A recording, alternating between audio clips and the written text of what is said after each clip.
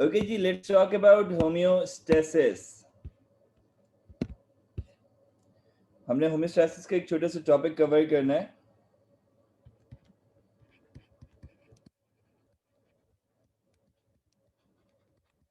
Homeostasis क्या होता है? Like, how do you actually define homeostasis? Homeostasis is maintenance of internal environment of your body. I'll be like making this particular chapter videos in small clips. और मैं आपको बताता चलूँ, like this is a particular requested chapters. अगर आपको भी इसी तरह का कोई पर्टिकुलर टॉपिक जो है वो ऑन रिक्वेस्ट बनाना है, you can simply WhatsApp me the topic and I'll make sure that I'll like share the video. अच्छा, there are like very much differences in teaching you in a like pre-recorded lecture in which I'm not having you on the other hand in front of me, but yeah, right, this will surely help you like possibly in your test. Okay, so when you're talking about homeostasis is the maintenance of internal environment of your body. यहाँ पर एक सवाल develop होता है, what is internal environment of our body? हमारी body का internal environment है क्या? अगर मैं आपको इंटरनल एनवायरनमेंट की बात बताऊं तो बहुत सिंप्लीफाई करके बताऊंगा कि इंटरनल एनवायरनमेंट कोई एक चीज नहीं है यार. Internal environment basically multiple parameters हैं हमारी बॉडी के. लेट सपोज आपके पास blood glucose level is one of the example of internal environment. Blood glucose level क्या है? Blood glucose level is a part of internal environment. आपकी body का temperature आपके इंटरनल एनवायरनमेंट का हिस्सा है. आप इंटरनल एनवायरनमेंट की बात करेंगे तो जो वाटर पोटेंशियल है बॉडी का वो भी इंटरनल एनवायरनमेंट का हिस्सा है. अगर आप इंटरनल एनवायरनमेंट की बात करते हैं तो इंटरनल एनवायरनमेंट में आपकी बॉडी का नाइट्रोजनस सब्सटेंसेस का पर्टिकुलर लेवल वो भी इंटरनल एनवायरनमेंट है. नाइट्रोजनस सब्सटेंसेस क्या होते हैं, मैं इनको क्यों मार्क कर रहा हूँ? ये एक्सक्रीशन के जरिए से हमारी बॉडी से रिमूव हो रहे होते हैं through the kidney, which we have already discussed in the topic of excretion.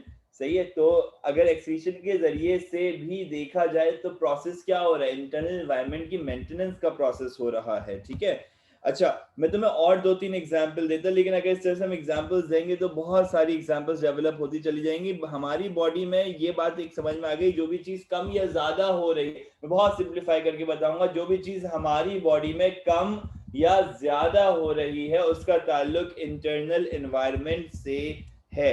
When you are talking about internal environment आपके पास सिंपल मिनरल्स की कंसंट्रेशन भी आ जाती है. सही है, मैं बहुत ज्यादा एग्जैचुरेट नहीं करूंगा बात को. विल क्विकली मूव टुवर्ड्स क्या ये इंटरनल एनवायरनमेंट बैलेंस कैसे होता है. जब भी बेटा तुमसे कोई पूछेगा what structure, what component, what system of your body is maintaining your homeostasis, तुम्हारा जवाब होगा कि हमारी बॉडी के पास अल्लाह ताला ने एक बहुत जबरदस्त सिस्टम दिया है, that is negative feedback system. इसका नाम नेगेटिव है लेकिन ये काम बड़ा जबरदस्त कर रहा है हमारे लिए. फीडबैक सिस्टम बेसिकली क्या होता है?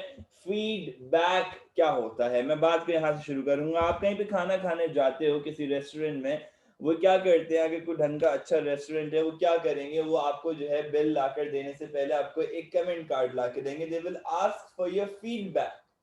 दे विल आस्क कि जो तुमने खाया वो कैसा था. They will ask that is there anything that we can improve. Okay, अब जो आपका फीडबैक होगा वो उस फीडबैक के मुताबिक काम करेगा. वो आगे चाहेगा तो उसको इम्प्रोवाइज करेगा, चाहेगा तो वो नहीं करेगा. सही है, अब उसमें जब आपने अपना फीडबैक दिया तो वो उसके लिए स्टिमुलस बन के पहुंचा. किसी भी चीज का चेंज हो जाना, किसी भी चीज का अपने पैरामीटर से, अपनी रेंज से, अपनी ऑप्टिमम रेंज से हटना और हटकर काम करने का कोई भी इनिशियल पॉइंट हमारी बॉडी के लिए स्टिमुलस साबित होता है। अच्छा जी, फॉलो कीजिएगा when you are talking about stimulus.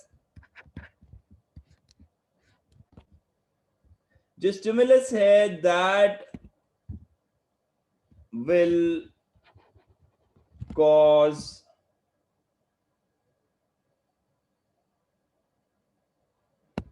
Change in your body. Stimulus receive होता है हमारे रिसेप्टर्स पर, हमारे रिसेप्टर से ये स्टिमुलस आगे मूव करता है हमारी बॉडी के किसी सेंट्रल नर्वस सिस्टम के पार्ट पर, या हमारी बॉडी के किसी ऐसे पार्ट पर जो कि किसी भी चीज के लिए कमांड जनरेट कर सकता हो। वो मोस्टली हमारा ब्रेन या इस तरह का ही कोई एंडोक्राइन सिस्टम का ऑर्गन होता है जो कि हमारी बॉडी को कंट्रोल कर रहा होता है। कोई भी कंट्रोलिंग सिस्टम होता है हमारी बॉडी का, वहां से फिर वो डेवलप करके देगा आपको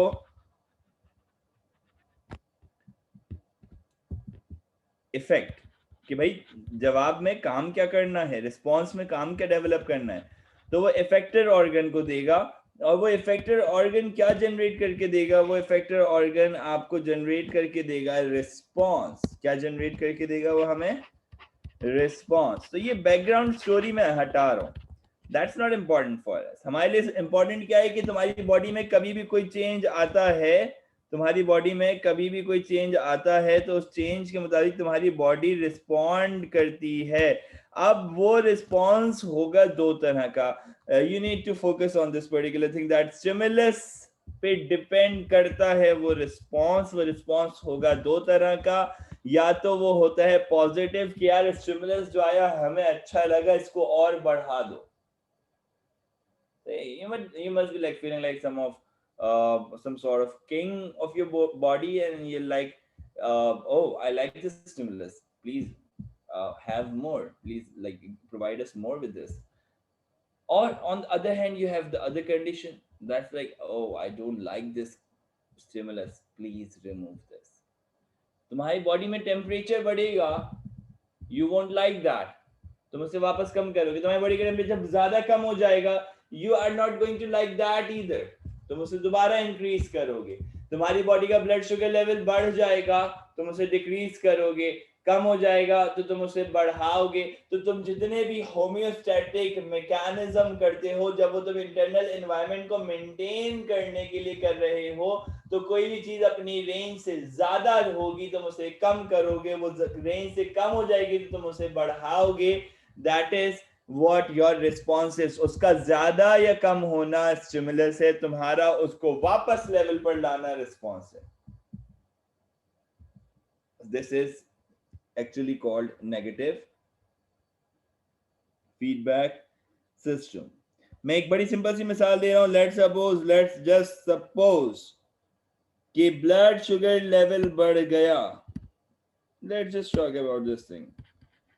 ब्लड, भाई बर्थडे था तुम्हारा, तुमने केक खाए बहुत सारे, तुम्हारा ब्लड शुगर लेवल बढ़ गया।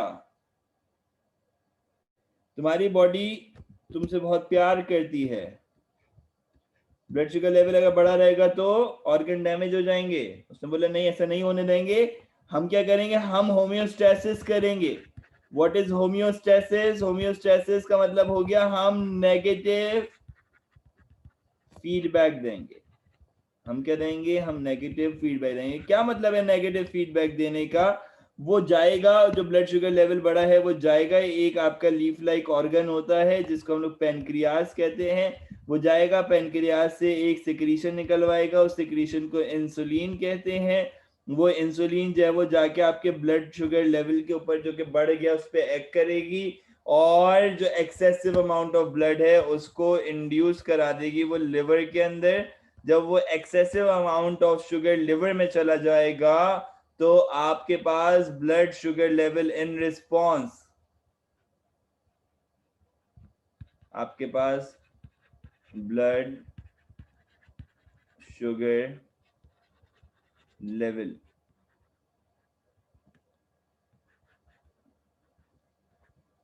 डिक्रीज हो जाएगा।